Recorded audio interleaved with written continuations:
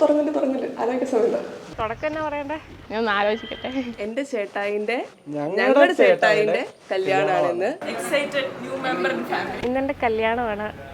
വളരെ സന്തോഷമുണ്ട് ഇങ്ങനൊരു ഇതിൽ നിൽക്കാൻ സാധിച്ചതിൽ. കൊല്ലങ്ങൾ 1-2 കൊല്ലങ്ങൾക്ക് മുമ്പ് തന്നെ ഇതിന് പ്രിപ്പയർ ചെയ്ത് നോക്കി നിൽക്കുന്നു. അങ്ങനെ ഞാനൊരു അമ്മായിയപ്പനാകാൻ പോകും. ഞങ്ങള് ഒന്നിച്ച് കളിച്ച് നടന്നതാണ്.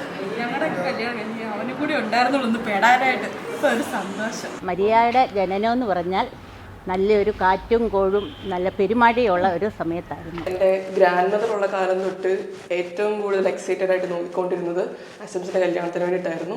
അമ്മ എപ്പോഴും പറയും എൻ്റെ കല്യാണം കൂടിയിട്ട് മാത്രം എനിക്ക് മരിച്ചാൽ മതി എന്നുള്ള സ്കീമിൽ അത്രയ്ക്കും ഭയങ്കര കാര്യമായിട്ട് എല്ലാവരും വെയിറ്റ് ചെയ്തിരുന്ന കല്യാണമാണിത്. വർഷങ്ങളായിട്ടുള്ള കാത്തിരിപ്പിനൊടുവിൽ മറ്റേ ചേട്ടായിക്ക് പെണ്ണ് കിട്ടി.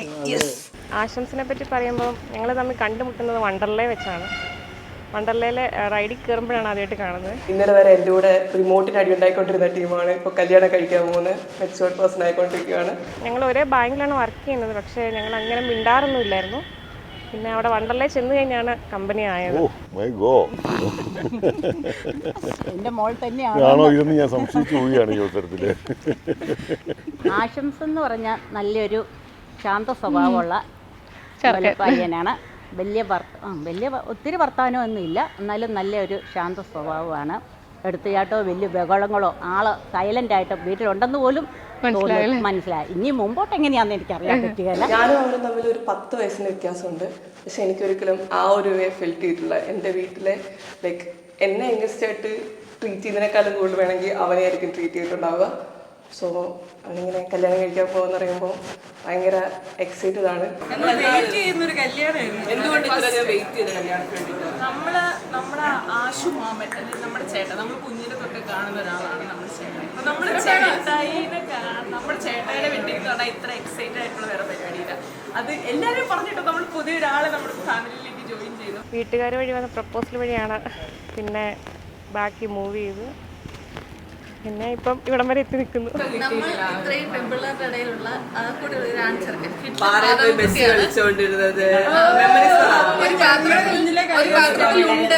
ഒരു വയൽ കിടന്ന് വളർന്നതാണ്. ആ കൂട്ടിലൊരു ആൺതരി ഞങ്ങൾ ഒരുമിച്ച് ഒരു വയൽ കിടന്നിട്ടുണ്ട്. ചേട്ടായി കെട്ടിയതിൽ ഒരുപാട് സന്തോഷം.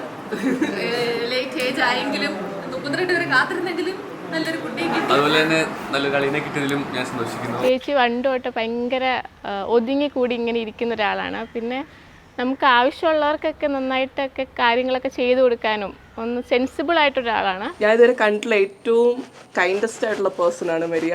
ആൾ നല്ല സൈലൻ്റാണ്. എല്ലാവരും നല്ല കാര്യമാണ്. എല്ലാവരോടും അനുകമ്പയുണ്ട്. ആരെയും ഒരു വെറുപ്പിക്കുന്ന സ്വഭാവമൊന്നുമില്ല. നല്ലൊരു പെൺകൊച്ചാണ്. ആൾ ഭയങ്കര സൈലന്റ് ആണ്. പക്ഷേ മറ്റേ വൺസ് വയലന്റ് ആയി കഴിഞ്ഞാൽ ഭയങ്കര അടിപൊളിയാണ്. സെൻസിറ്റിവിറ്റി കുറച്ച് കൂടുതലുള്ള ആളാണ്. തൊട്ടിനും പിടിച്ചിനൊക്കെ ഒന്ന് കരയുക എപ്പോഴും അതൊക്കെ ഉള്ള ആളാണ്. ഒരേ വൈബാണ്. എൻ്റെ പെറ്റാണ്. അത് പറയാൻ പറ്റില്ല. ഇനി 2 പേരും കൂടി ഇല്ലേ. ഇടയ്ക്ക് എനിക്ക് ഓരോ ഉമ്മ തരാറുണ്ട്. അത് അവളുടെ പ്ലസ് പോയിന്റ് ആണ്. അവിടെ കിട്ടാറില്ല. ഇപ്പോഴാണ് കിട്ടുന്നത്. എനിക്ക് അത്രയൊന്നും തരാറില്ല. എനിക്കും പയ്യനും തരാറില്ല. മരിയ മാത്രം ഇടയ്ക്കിടയ്ക്ക് ഒരു ഉമ്മ തരാറുണ്ട്. മരിയയെ പോലൊരു പേഴ്സൺ ആശംസിന് ഭയങ്കര ആപ്റ്റാണ്. അത് കിട്ടിയതിൽ ഭയങ്കര ഹാപ്പിനെസ് ഉണ്ട്. നീഡ് ഓഫ് ഈച്ച് അതർ അതുപോലെ ചേച്ചി അനിയത്തെ പോലെ അല്ല, അവരെ ആങ്ങളെയും പെങ്ങളെ പോലെയാണ്. കണ്ടാൽ നല്ലൊരു ഒത്തൊരുമ സാദൃശ്യമുണ്ട്. എല്ലാവിധ ആശംസകളും. സ്വാഭാവികമായിട്ടും വീട്ടിൽ നിന്ന് പോകുന്നതിൻ്റെ നല്ല വിഷമമുണ്ട്. പക്ഷേ പോവാതെ പറ്റത്തില്ലല്ലോ. അങ്ങോട്ട് പറഞ്ഞു വിടുമ്പോൾ നമുക്ക് സങ്കടമല്ലേ. ഇതിപ്പോൾ നമ്മുടെ വീട്ടിലേക്ക് ഒരാൾ വരുമ്പോൾ നമ്മുടെ ഒരു എന്തുവാ പറയണ്ടേ, ഒരു നമുക്ക് ഭയങ്കര എക്സൈറ്റഡ്, വളരെ ഒരു ഹാപ്പി ഇപ്പൊ സന്തോഷമാണ്. പിന്നെ കെട്ടിക്കഴിയുമ്പം ഒരു സങ്കടമൊക്കെ വരും. ഇപ്പം വീട്ടിൽ വരില്ലെന്നല്ല, എപ്പോഴും കൂടത്തെ കാണത്തില്ലല്ലോ. ഞാൻ ചേച്ചി എപ്പോഴും ഒരുമിച്ചാണ് കിടക്കാറ്. ഇനി അതൊക്കെ എങ്ങനെ പോകുന്നതിൽ വിഷമമൊക്കെ ഉണ്ട്. എന്നാലും നല്ലൊരു ജീവിതത്തിലോട്ടാണല്ലോ കിടക്കുന്നത്. അതുകൊണ്ടൊരു ആശംസേട്ടൻ്റെ കൂടെ ആയതുകൊണ്ടും എനിക്കൊരു സന്തോഷമൊക്കെ ഉണ്ട്.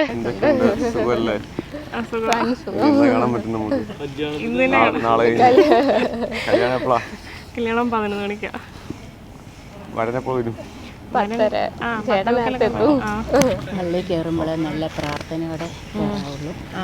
പ്രാർത്ഥന ഇല്ലെങ്കിൽ നീ ഒന്ന് പ്രാർത്ഥിക്കാൻ തുടങ്ങണേ അവിടെ കേട്ടോ. വീട്ടിലത്തെ പ്രാർത്ഥനയെ ഇപ്പോഴും ഓർത്തോണത്. ഹാപ്പി മാരീഡ് ലൈഫ് മരിയാൻ ആക്ഷൻസ്. ഞങ്ങളെ കണ്ടുപിടിക്കണം കേട്ടോ.